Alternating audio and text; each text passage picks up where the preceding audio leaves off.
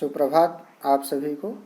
आज की कक्षा में हम लोग रचना के आधार पर वाक्य के भेद को जानेंगे कि रचना के आधार पर वाक्य के कितने भेद होते हैं और उनकी पहचान क्या होती है, कैसे हम उन्हें पहचानेंगे। इन सब के बारे में आज की कक्षा में हम लोग विस्तार के साथ जानेंगे। तो आइए देर न करते हुए प्रारंभ करते हैं आज की कक्षा। रचना के आधार पर वाक्य के भेद। रचना के आधार पर वाक्य के 3 भेद होते हैं। रचना के आधार पर वाक्य के कितने भेद होते हैं? 3 भेद होते हैं। पहला सरल वाक्य या साधारण वाक्य। पहला कौन सा? सरल वाक्य या साधारण वाक्य। दूसरा मिश्र वाक्य या मिश्रित वाक्य और तीसरा संयुक्त वाक्य। तो रचना के आधार पर वाक्य के कितने भेद होते हैं? 3 भेद होते हैं। कौन कौन से? पहला सरल वाक्य या साधारण वाक्य इसे भी कहते हैं। दूसरा मिश्र वाक्य या इसे मिश्रित वाक्य भी कहते हैं और तीसरा संयुक्त वाक्य। तो यह क्लियर है, आपको स्पष्ट है कि रचना के आधार पर वाक्य के 3 भेद होते हैं। कौन कौन से? सरल वाक्य, मिश्र वाक्य और संयुक्त वाक्य। आगे हम लोग इनके बारे में एक एक करके विस्तार से जानेंगे कि सरल वाक्य या साधारण वाक्य क्या होता है, उसकी पहचान कैसे होती है, उसके कुछ उदाहरणों को भी देखेंगे। साथ ही साथ मिश्र वाक्य क्या है, उसकी पहचान क्या होती है और उसके उदाहरण भी देखेंगे। इसी तरह से संयुक्त वाक्य की पहचान और उदाहरण को भी आगे देखेंगे। तो आइए देखते हैं। पहला जो है वो क्या है कि सरल वाक्य या साधारण वाक्य। अब सरल वाक्य या साधारण वाक्य क्या होता है, इसकी सबसे पहले परिभाषा आपको देखना है कि जिन वाक्य में एक ही क्रिया होती है और एक कर्ता होता है वे साधारण वाक्य कहलाते हैं। यानी जिस वाक्य में एक ही क्रिया हो और एक कर्ता हो वह क्या होता है? साधारण वाक्य या सरल वाक्य होता है। सिंपल सेंटेंस होता है ना। सिंपल सेंटेंस की क्या पहचान है कि उस वाक्य में एक ही क्रिया होती है और एक ही कर्ता होता है। यानी एक काम हो रहा होता है और एक काम करने वाला होता है। तो वह वाक्य कैसा होता है? सरल वाक्य होता है। दूसरे शब्दों में अगर हम देखें तो कह सकते हैं कि जिन वाक्यों में केवल एक ही उद्देश्य और एक ही विधेय होता है उसे साधारण वाक्य या सरल वाक्य कहते हैं। अब जैसे उद्देश्य और विधेय यानी सब्जेक्ट और प्रेडिकेट न, किसी भी सेंटेंस में ये दोनों होते हैं ना, उद्देश्य और विधेय यानी सब्जेक्ट और प्रेडिकेट। तो जो सब्जेक्ट होता है, जैसे लड़के क्रिकेट खेल रहे हैं तो इसमें सब्जेक्ट क्या हो जाएगा? सब्जेक्ट क्या है? कौन क्रिकेट खेल रहा है, यानी लड़के, ये क्या है? सब्जेक्ट हैं। तो यह क्या हो जाएगा? उद्देश्य। और क्या खेल रहे हैं? क्रिकेट खेल रहे हैं, तो ये क्या हो जाएगा? विधेय। यानी ऐसे वाक्य जिसमें एक ही उद्देश्य और एक ही विधेय हो वो क्या होते हैं? साधारण या सरल वाक्य होते हैं। या इसको और अच्छे से आप समझ सकते हैं कि जिसको एक ही साथ आसानी से हम बोल करके समझ लेते हैं, ऐसे वाक्य क्या होते हैं? सरल वाक्य होते हैं या साधारण वाक्य होते हैं। जैसे उदाहरण आप देख लीजिए कि बिजली चमकती है, ये क्या है? साधारण वाक्य है। पानी वर्षा, यह भी साधारण है। लड़के क्रिकेट खेल रहे हैं, ये कैसा है? साधारण वाक्य है। तो साधारण वाक्य की मूल परिभाषा क्या है कि इसमें एक ही क्रिया और एक ही कर्ता होता है, तथा दूसरा जो उसकी पहचान है वो क्या है कि इसमें केवल एक ही उद्देश्य और एक ही विधेय होता है। ठीक है। और कुछ आवश्यक जानकारी साधारण वाक्य से संबंधित। ये साधारण वाक्य आपको समझ में आ गया होगा कि इसमें क्या होता है कि एक ही उद्देश्य, एक ही विधेय, एक ही क्रिया और एक ही उस काम को करने वाला कर्ता होता है। दूसरा देखेंगे कि मिश्र या मिश्रित वाक्य। अब मिश्र या मिश्रित वाक्य क्या है कि जिस वाक्य से या जिस वाक्य में एक से अधिक वाक्य मिले हों, जिस वाक्य में क्या मिले हों, एक से अधिक वाक्य मिले हों, किंतु उनमें से एक प्रधान उपवाक्य होता है तथा दूसरा आश्रित उपवाक्य हो, मिश्रित उपवाक्य, वह मिश्रित वाक्य कहलाता है या मिश्र वाक्य कहलाता है ना। तो मिश्र वाक्य की पहचान क्या है कि मिश्र वाक्य में एक से अधिक वाक्य मिले होते हैं, यानी ऐसे वाक्य जिसमें एक से अधिक वाक्य हों, किंतु उसमें एक मेन होता है, मुख्य उपवाक्य होता है, और दूसरा क्या होता है, उस पर आश्रित होता है। यानी एक मेन होता है, दूसरा उस पर डिपेंडेंट होता है, आश्रित होता है। जैसे मैं उदाहरण आपको दूं कि 4 बजेगा तो घंटी बजेगी न, कि जब 4 बजेगा तब घंटी बजेगी, यानी इसमें एक मेन है। मेन कौन सा है? 4 बजना। जब तक 4 नहीं बजेगा तब तक घंटी नहीं बजेगी। तो मेन क्या है? 4 बजना। और उस पर आश्रित कौन है? घंटी का बजना, क्योंकि जब 4 बजेगा तभी घंटी बजेगी ना। तो इसमें मेन वाक्य क्या हो जाएगा? 4 बजना, मेन उपवाक्य, और उस पर डिपेंडेंट कौन है? घंटी का बजना। तो मिश्रित या मिश्र वाक्य में क्या होता है कि 2 वाक्य आपस में जुड़े होते हैं, जिनमें एक मुख्य होता है या प्रधान होता है और दूसरा उस पर निर्भर होता है।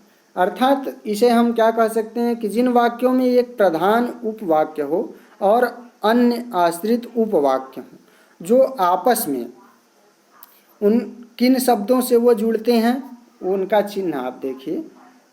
जो आपस में की, जो, क्योंकि, जितना, उतना, जैसा, वैसा, जब, तब, जहाँ, वहाँ, जिधर, इधर, अगर, तो, यद्यपि, तथापि आदि से मिले हों, उन्हें मिश्र वाक्य। यानी मिश्र वाक्य में किन शब्दों से दोनों उपवाक्य जुड़ते हैं?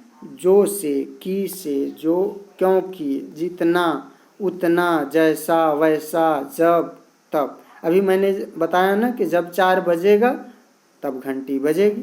तो ये क्या है? मिश्र वाक्य का चिन्ह है ना। यह अगर लगा है तो आप पहचान लेंगे कि यह वाक्य कैसा है? मिश्र वाक्य है। तो मिश्र वाक्य पहचानने के लिए क्या हम कर सकते हैं कि दोनों उपवाक्य के बीच में ये सारे शब्द होते हैं। कौन कौन से होते हैं? कि, जो, क्योंकि, जितना, उतना, जैसा, वैसा, जब, तब, जहाँ, वहाँ, जिधर, उधर, अगर, तो, यद्यपि, तथापि। ये सारे शब्द मिले होते हैं। अगर ये सारे शब्द आपको किसी वाक्य के अंदर मिल रहे हैं तो आपको समझ लेना है कि यह क्या है? मिश्र वाक्य या मिश्रित वाक्य का उदाहरण है। ठीक है, आगे उदाहरण भी देख लेते हैं।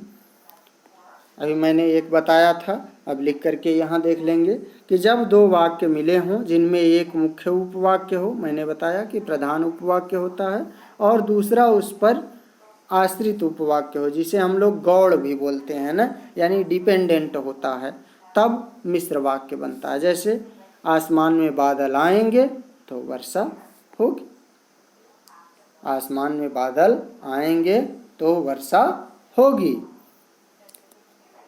अब यहाँ मेन क्या है?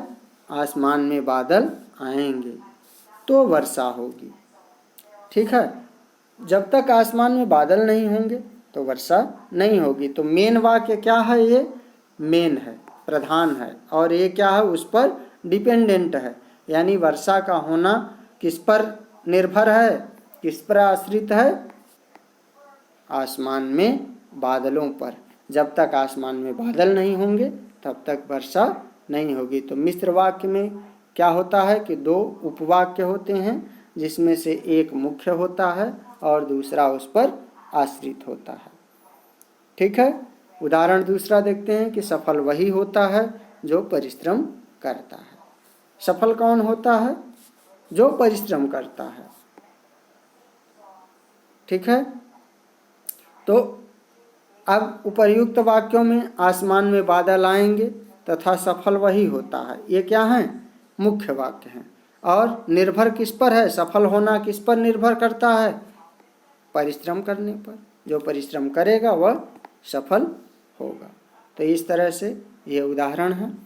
आगे बढ़ेंगे और तीसरा हम लोग भेद जानेंगे कि संयुक्त वाक्य। संयुक्त वाक्य में क्या होता है कि जिस वाक्य में दो या दो से अधिक उपवाक्य हो।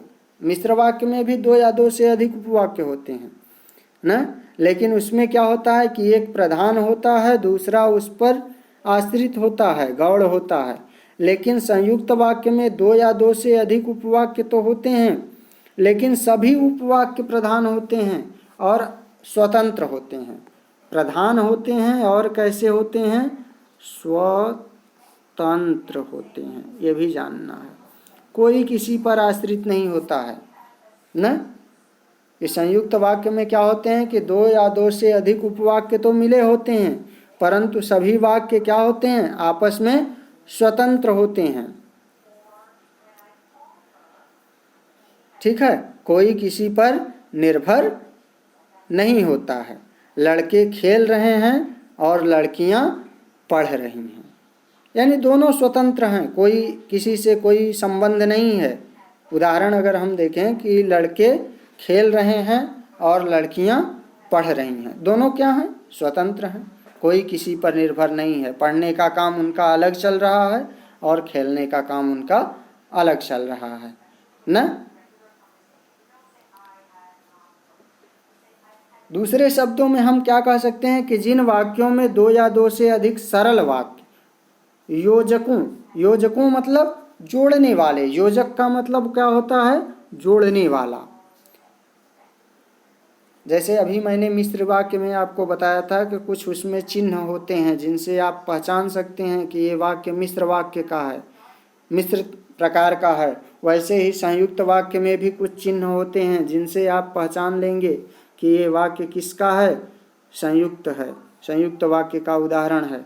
जैसे बीच में उसमें क्या लगेगा? और, एवं, तथा, या, अथवा, इसीलिए, अतः, फिर भी, तो, नहीं तो, किंतु, परंतु, लेकिन, पर आदि। ये सब अगर बीच में आए तो आपको जान लेना है कि क्या हो?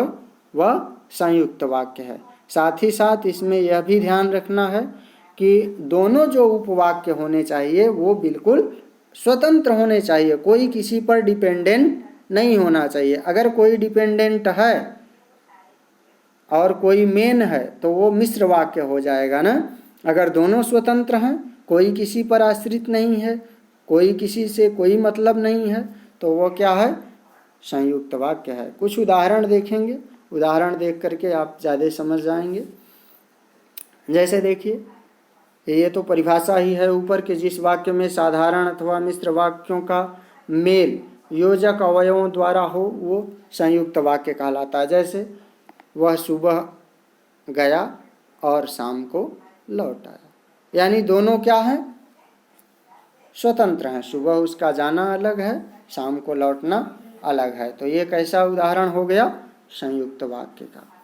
उसने बहुत परिश्रम किया किंतु सफलता नहीं मिली। ठीक है, ये भी क्या है?